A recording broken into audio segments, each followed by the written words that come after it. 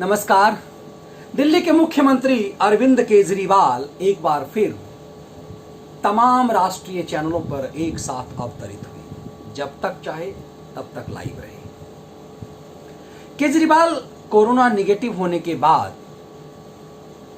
जब तमाम चैनलों पर एक साथ अवतरित हुए तो उन्होंने देश को संबोधित करते हुए कहा कि आप लोगों के बीच एक दिन नहीं था तो बड़ा उबाऊपन महसूस हो रहा था। उन्होंने राजनीतिक दर्शन दिए और कहा कि राजनीतिक दलों को आपस में नहीं लड़ना चाहिए। उन्होंने दिल्ली को डराया कि 31 जुलाई तक 80,000 केस दिल्ली में हो जाएंगे। इतने बेड की हमें जरूरत होगी। फिर उन्होंने कहा कि हमने दिल्ली के बाहर के लोगों के लिए दिल्ली के अस्पतालों में इलाज पर कुछ दिनों के लिए बंद किया था, जिसे केंद्र की सरकार ने बदल दिया। उन्होंने पूरी तरह से अपनी राजनीति वहां वो करते रहे कि केंद्र ने उनके फैसले को बदल दिया और दिल्ली का जो भयावह समय आने वाला है तो आप समझ लीजिएगा कि उसके लिए जिम्मेदार कौन होगा। वो खालिस राजनीति करते रहे, लेकिन बातें की कि कांग्रेस, भाजपा और आम आदमी पार्टी लड़ रही है। जनता कहती है कि ये कोरोना से क्या लड़ेंगे, तो आपस में लड़ रहे हैं। ये लड़ने का समय नहीं है, ये केजरीवाल कह रहे थे। और उन्होंने कहा कि हमने अपने तमाम मंत्रियों को, अपने प्रवक्ताओं को, नेताओं को कह दिया है कि अब केंद्र के साथ जो टसल था वो खत्म हो गया।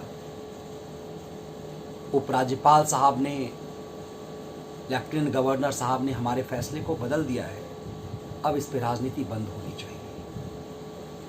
केजरीवाल जब ये सब कह रहे थे तो मुझे लालू प्रसाद यादव याद आ रहे थे, जो सदन में उनका बयान था। लालू प्रसाद यादव ने कहा था, जब अन्ना आंदोलन चल रहा था तो कहा कि कुछ लोग अन्ना जी को मूर्ख बना रहे हैं और ये सरकार अन्ना जी को गिरफ्तार करती है। हमने कहा अन्ना जी को गिरफ्तार मत करो, कुछ लोग आए हैं नए नवेले, राजनीति करना चाह रहे हैं और हमें ही राजनीति सिखा रहे हैं। इन लोगों से हमें कहना है कि हमें राजनीति मत सिखाओ। दरअसल लालू अरविंद केजरीवाल जैसे लोगों को औकात बता रहे थे कि तुम आम आदमी हो, राजनीति तो हमें करनी आती है, हम राजनीति करते हैं। अरविंद केजरीवाल ने इस पूरे प्रकरण में आज ये दिखा दिया कि किस तरह से राजनीति सिर्फ वो कर सकते हैं और उनसे बेहतर राजनीति कोई कर ही नहीं सकता। ये काज केजरीवाल होना है। और इसीलिए जब अरविंद केजरीवाल कहते हैं कि दिल्ली में फिलहाल 31,000 कोरोना के केस हैं और वो जुलाई की आखिर तक 80,000 पार कर जाएगी।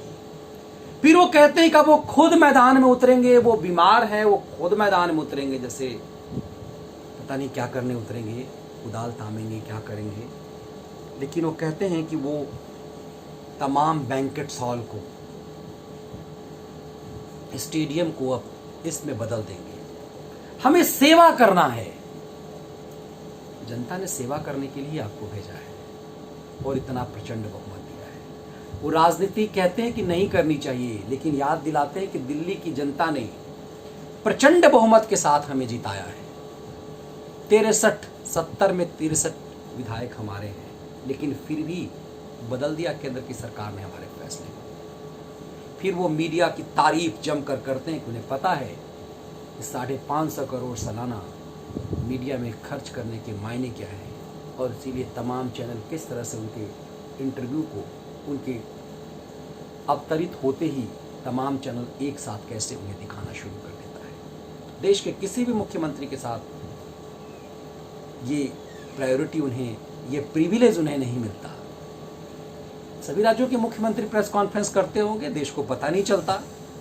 रीजनल चैनल्स दिखाते होंगे, दिल्ली में भी कई रीजनल चैनल हैं, लेकिन ये नेशनल इशू बनता है और कट करके हिस्सा नहीं होता, कंटिन्यू चलता है। और पूरी पत्रकारिता जगत की वो तारीफ जमकर करते हैं कि पत्रकारों ने बेहतर काम किया, हमें कई चीज़ें बताया कि हमने क्या गलती की, हमें हमारी गलती बताते रहिए। लेकिन वे खालिस राजनीति करते नजर आए, ये बताते हुए कि कल को जो कुछ भी होगा उसके लिए हम जिम्मेदार नहीं होंगे, केंद्र की सरकार जिम्मेदार होगी, हम तो प्रयास कर सकते हैं बस, क्योंकि हालात बिगड़ चुके हैं। सवाल यह है कि हालात तो पूरे देश के बिगड़ रहे हैं, और दिल्ली की दुर्दशा क्यों हुई? क्या दिल्ली सरकार ये बताएगी कि शराब पे को लेकर, कमाई को लेकर के इतनी बेचैनी क्यों थी दिल्ली को कि सोशल डिस्टेंसिंग लोग भूल गए? 70% शराब की कीमत बढ़ाने के कारण जो बवाल मचा और पूरी दिल्ली ऐसा लगा कि शराब पीने के लिए बेचैन हो गई, उससे स्थिति कितनी भयावह हुई।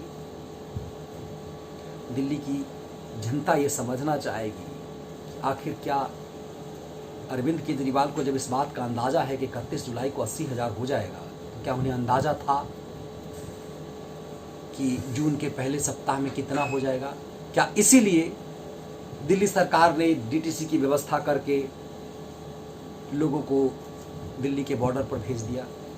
ये अपने आप में अब सवाल उठते हैं। लेकिन दिलचस्प ये है कि केजरीवाल खालिस राजनेता नजर आते हैं, और ऐसे वक्त में वो सचमुच पारंपरिक राजनेताओं को सिखा रहे हैं कि राजनीति कैसे की जाती है। मुफ्तखोरी और लालच देकर सत्ता पे काबिज होना, हर चीज मुफ्त करने का वायदा करना, और उसके बाद आलम ये हो जाना कि हमारे पास पैसे नहीं कि हम अपने शिक्षकों को दे सकें, डॉक्टरों को दे सकें, कोरोना वॉरियर्स को दे सकें। दरअसल ये प्लानिंग एक तरह से लगती है कि भविष्य में केंद्र को ये बताया जाए कि पब्लिक को केंद्र की सरकार उनकी मदद नहीं कर रही है, कोरोना वॉरियर्स के लिए भी पैसे नहीं दे रही है।